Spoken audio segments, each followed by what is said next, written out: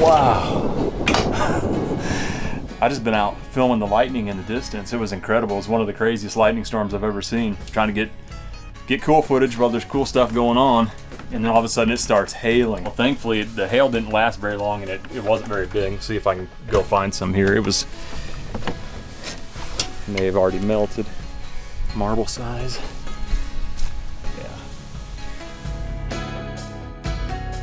What's up, everybody? Welcome back to another episode here. The weather's just been crazy here. It's been hot, been stormy. So I'm gonna head up to South Dakota, see if I do any better there. Going back about 12 or 13 years now, South Dakota was the first state where I did an out-of-state hunt and started going there with my cousin on some ground that his wife's aunt and uncle own. We've had a lot of fun over the years chasing whitetails, mule deer, antelope. And last year I went back for the first time in a long time to hunt there with my cousin, my brother, and my dad. And we had an absolute blast. And I spent a fair amount of time on that trip driving around, knocking on doors and trying to get permission. And I eventually did get permission on a property there. Had a lot of fun hunting throughout the course of the week. I had several close encounters with nice bucks. I eventually got a shot at a buck that I set up over his bed. He came back in to bed down, and I missed a 35-yard shot. And then that turned into a 7-hour standoff as the buck actually bedded down 50 yards away, and then I watched him over the course of, like I said, 7 hours. So I'm on a little bit of a mission to get redemption after last year, and then I've got permission to hunt that same property that I was on last November. And I'll probably be hunting South Dakota a fair amount this year. Jake and Zach also have South Dakota tags, and we all applied by April 1st, which means we have the option to hunt public land starting October 1st. So the whole month of September, non-residents cannot hunt public land or private lands that are leased for public hunting. South Dakota, like a lot of western states, has been experiencing a pretty bad drought this year. So the good thing is the land that I have permission to hunt on has a water hole right in the middle of the property. And I would imagine I'll be doing a fair amount of hunting around that water hole on this trip just because it's been so hot. Excited to get back to South Dakota, see if I can find redemption after last year's miss.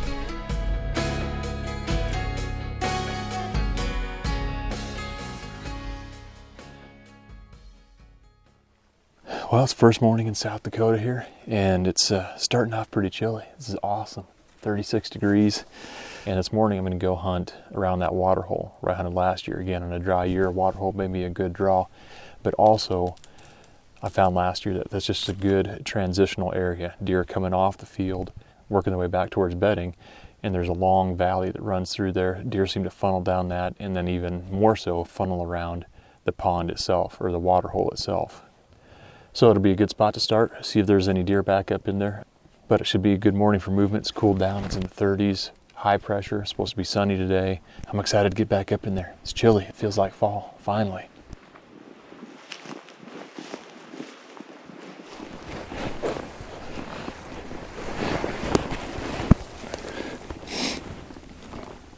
How about that?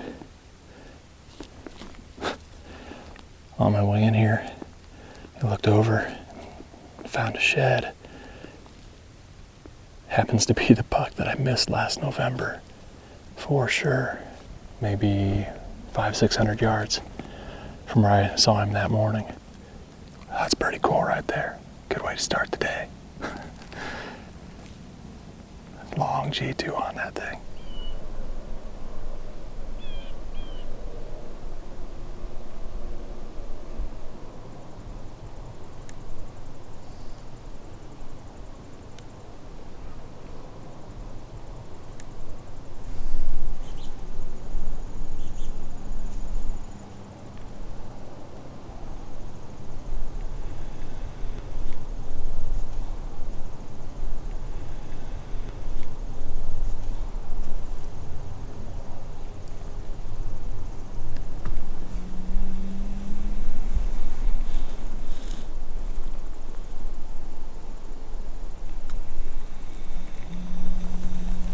Finally saw the first deer of the morning. It's right at 8 o'clock, and I've been up in the tree for about 2 hours now. I'm quite a ways off of the alfalfa field to the north. It may take the deer a while to come off of the field and transition and work their way back to bedding.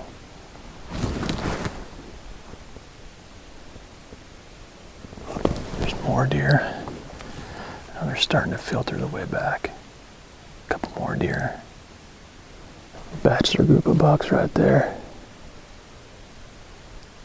I think there was at least 3 of them, and one of them's a nice 8-pointer. Browsing in that brush, I think it's called a winterberry or winter snowberry or something like that. I'd be curious to see what they do, if they're going to come down towards the water hole or if they're just going to travel right down through the center of the valley, out of range. 8-pointers heading this way.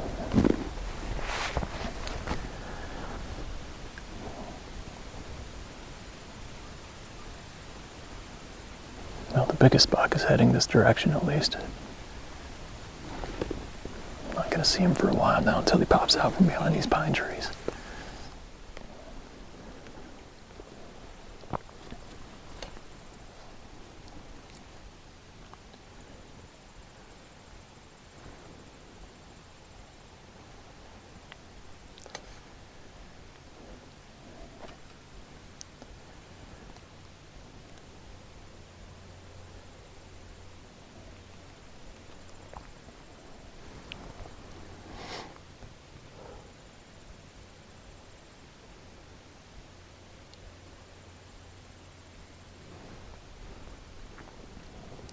Well, those 2 bucks came down closer here. The biggest one walked on the backside of the dam. I guess the smaller one, he must have wrapped around and came and got a drink. I didn't even realize it. I was looking for the bigger one, and then I looked down, and he was just finishing up getting a drink. But I thought for a minute there was a chance they were going to come on the left side of the water hole and work their way around. But I saw deer do that last year too, where they angled down and just worked on the backside of the dam. They didn't come to the water. A smaller buck came and got a drink, but none of the other deer that I've seen so far this morning have come down to it.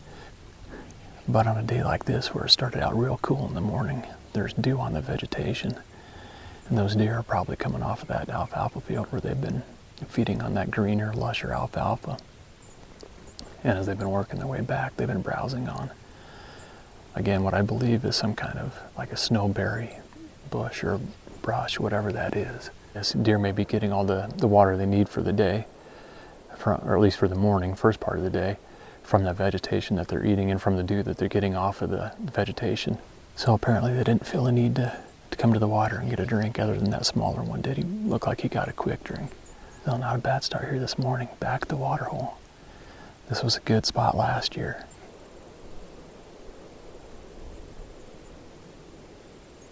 Right on the back side of the dam.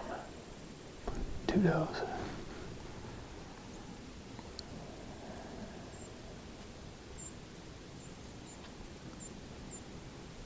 All right, good to know.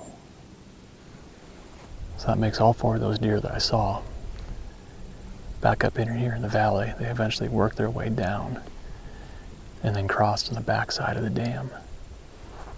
I haven't seen them pop out, so they must follow little ditch on the backside of the dam. So that's good to know, and I saw deer do the same thing last year too. That may be something to key in on there, and it may be worth coming back in here tomorrow and hunting just on the backside of that dam and hoping to catch that same kind of movement, because all 4 of those deer went to the same exact spot. Anyways, not a bad start here in South Dakota. I think that was 7 deer this morning, and that 1 buck I would definitely consider shooting if I got a really good close opportunity at him.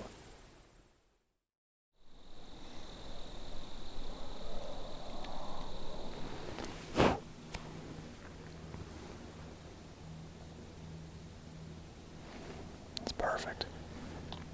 Well, the wind is perfect. The setup looks good. Now hopefully the deer will do what they did yesterday. Cover a little bit more shooting opportunities here. Previously I'd been hunting over on the other side of the pond, covering the water hole itself and then that roadway. But yesterday those deer worked their way down through this valley, and then they cut over this direction and then work right on the backside of the dam. And I saw a number of deer do that last year too when I was hunting here. So if the deer work their way along the backside of the dam, it should give me a pretty easy close range shot here. They funnel right by. And also if the deer go around the other side of the pond, and go past where I was set up yesterday. There's a little roadway right there where last year there was a number of deer that took that. They went down to the pond, got a drink, and then walked that roadway. If they do that, when they pop out here, they'll be about 32 yards. So that puts them within range too. And the interesting thing is if these deer indeed are coming off of that big alfalfa field, they will have traveled over a mile, like a mile and a tenth, to get back in here. These western deer cover, just like western turkeys, cover a lot of distance in a short amount of time.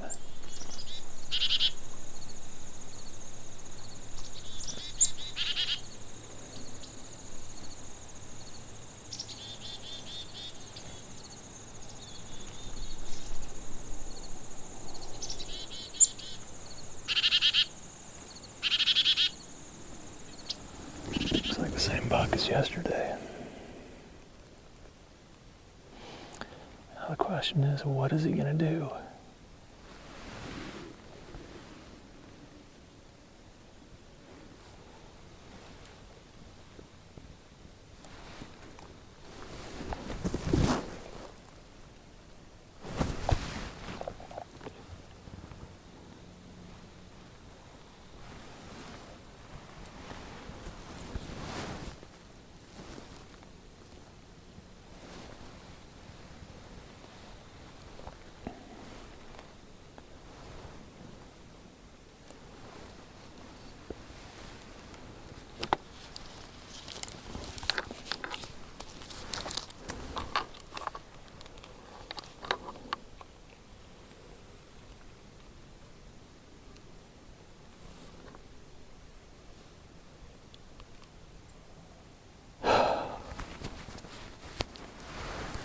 That's the luck right there.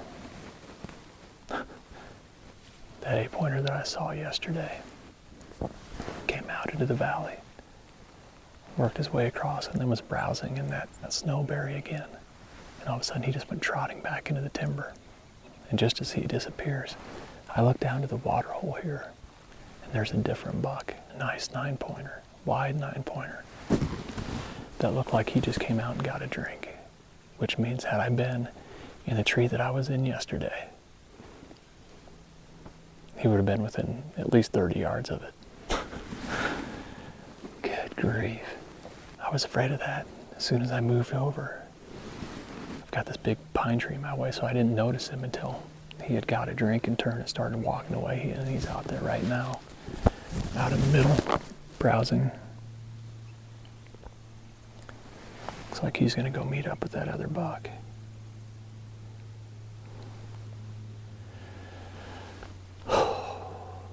You zig, they zag. Maybe they'll still come over this way. But, dang it, man. That's a kick in the pants right there. Well, looks like he bedded down, actually. No, they're not going to bed there all day long. It's very possible he could get up and still come this way.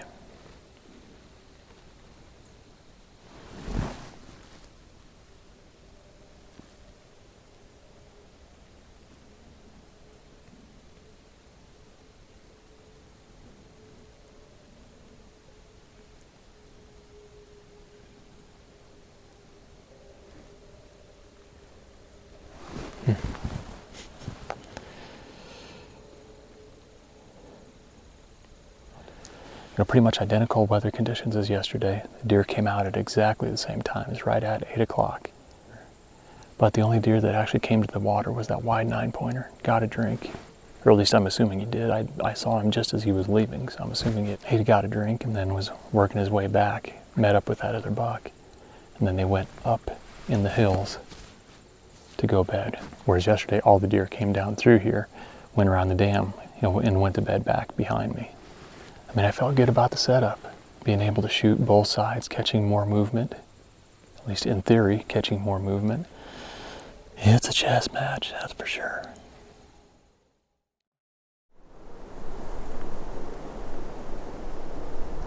That's my last day in South Dakota here. Back of the water hole this morning. Gonna give it one more shot here. and see if I can catch up with one of those bucks that I've been seeing the last 2 mornings. I do like that setup on the backside of the dam though. I think percentages are higher that you get a shot at any deer that comes through this general area. Today is significantly warmer. It's 10 to 12 degrees warmer than it has been the last 2 days. It's supposed to be up in the 60s by 8 o'clock, where the last couple of days it's been in the 40s around that time. Originally I wasn't going to hunt this morning. I've got a lot of work to get done and I need to get heading to Colorado. But seeing those bucks 2 mornings in a row and the one coming down and getting a drink yesterday, so I decided to come in here and give it one last shot. But oh, they're a little early this morning. It's 7:23. See 2 does up in that same patch browsing right now. They're looking back like there's more deer coming, which I wouldn't doubt that there is. But I forgot my binoculars this morning. But this Vortex rangefinder, it's got a 6X optical, so it actually works pretty well to get a closer look. I mean, they're browsing in that stuff like crazy. I'd be curious if anybody else has noticed that before and actually, purposely hunted over it just because the deer are consistently browsing in it. And what do we have here? There's a buck. Nice buck. Man, I wish they'd come down to this water. There's a bunch of deer up in there now.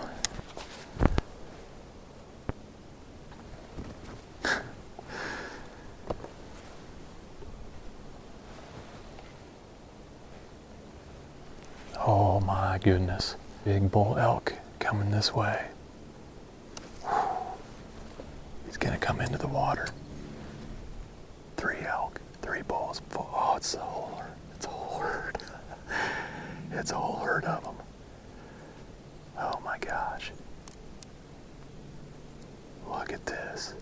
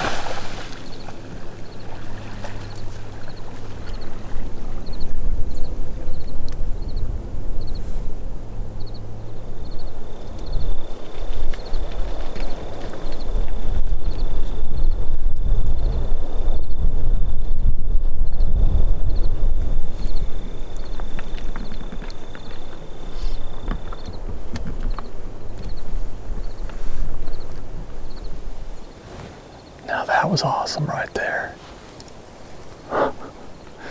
And I see elk sign everywhere I go throughout this property, rubs, droppings. But I never would have imagined to have 5 bulls come marching across the valley and dive into the water.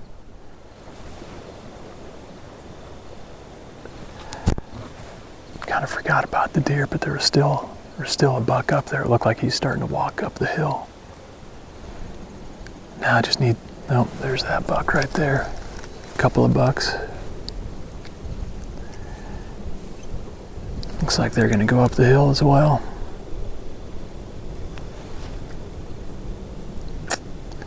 Yeah.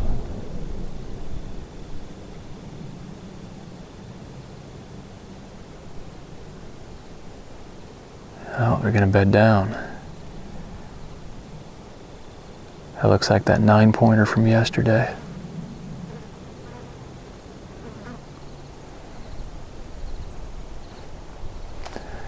Now the one buck bedded down right there, but usually it seems like they don't stay bedded very long right there. They'll bed for a little bit in the shade and then just get up and move.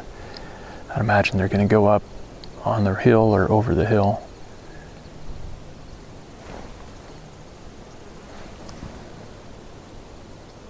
That's 3 mornings in a row now that there's been bucks browsing in that same area.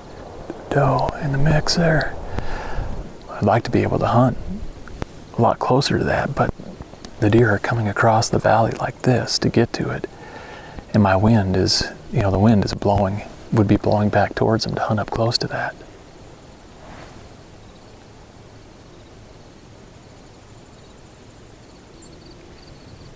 Don't want to fawn down here right now. There's 3 more does and fawns back up the hill, and there was 3 shooter bucks back up the hill as well. I can see a couple of the bucks are bedded right now. Got too many deer in the area to get down and try to make a stalk.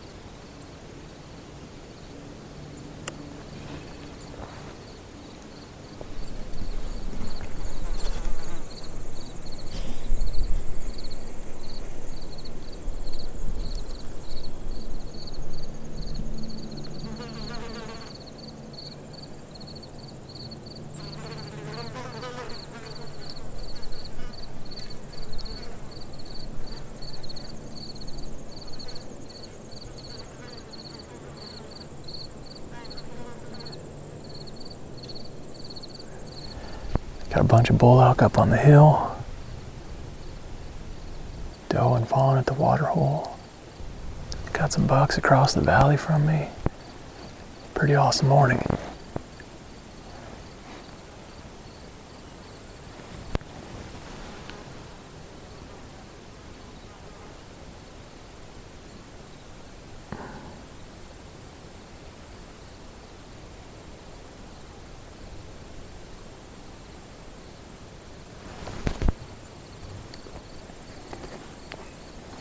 There's 2 of those bucks bedded down in that little cut over there. Looks like they're going to run out of shade here pretty soon. I'm trying to decide. The wind is coming like this. So if I could get down and loop around and get up above them at a side hill them, that would be a play. The only challenging thing I'm seeing is the property line is about 150 yards away from me here, and I would have to cut across the valley. I'd be moving across the wide open with the sun beating down on me, with those deer bedded back up in there and a bunch of does and fawns that are probably either milling around or bedded back up in there as well. They lose the shade so quickly that they just bed temporarily, then 10 minutes, 15 minutes later they get up and move. 249. That's crazy. That's within rifle range. I would think the warmer it gets, the better chance that they're going to want to come down here and get a drink. I'm kind of torn because, I've got to get going. I got a bunch of work to do. But at the same time, I've got deer that could very well come down to the water hole. At any minute, all they'd have to do, in a matter of seconds, they could cross the valley and be right here within range. So there's that, if I wanted to sit and wait. So with the fact that I got to get going, I've got editing to do and got to get on the road to Colorado. I'm just going to go ahead and get down. All right, I'm going to give it a try. See if I can get down and get over there and try to get up close to them.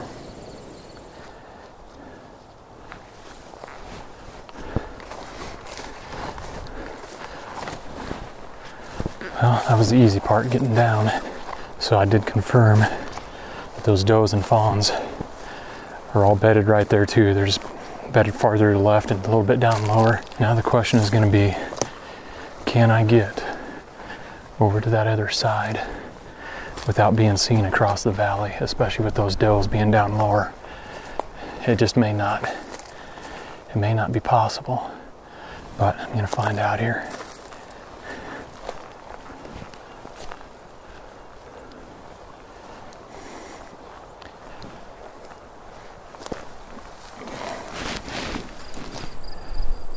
Right there, there's no way that I can get up that fence line across that open area without being spotted by the buck right there. There he goes.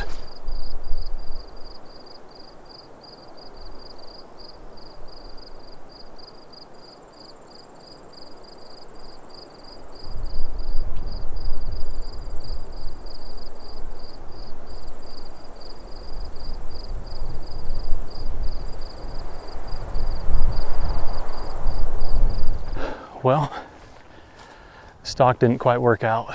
I'm not sure if the head mount camera that I have here recorded properly, so I'll just kind of recap what happened here, try to make a move on these deer.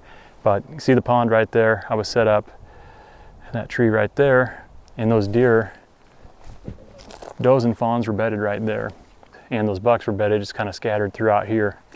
So I got down out of the tree, worked my way through the timber, hit the fence line. I could see one of the bucks milling around right there. So obviously I couldn't cross the wide open. He'd have been able to see me plain as day. And as I was standing there trying to figure out what to do next, all of a sudden he went running kind of down the hill. So I went running through the tree. So I went running through the ditch to get up to the backside of the dam, thinking that maybe he had went down to the water. But as it turns out, you know, he maybe ran 30, 40 yards or something and just was standing there underneath a pine. I think the flies had been getting to him. That you could see as they were bedded and milling around here, the flies were getting at him and kind of annoying him. So he may have just got real annoyed and just started running all of a sudden. But as I got to the backside of the dam, the wind was swirling down in here.